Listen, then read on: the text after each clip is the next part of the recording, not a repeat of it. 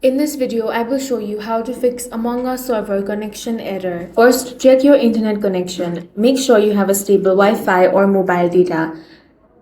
You can try switching between Wi-Fi and mobile data to see if that fixes the issue. Next, restart the Among Us app completely. Close the game completely. You can close it from the recent apps as well. Then launch it open and check if that fixes your problem.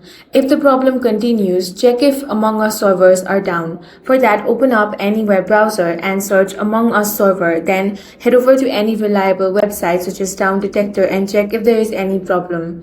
You should also update Among Us to latest version. For that, launch open Play Store or App Store, search Among Us. Here, if you find the update option, tap on that and update the latest version.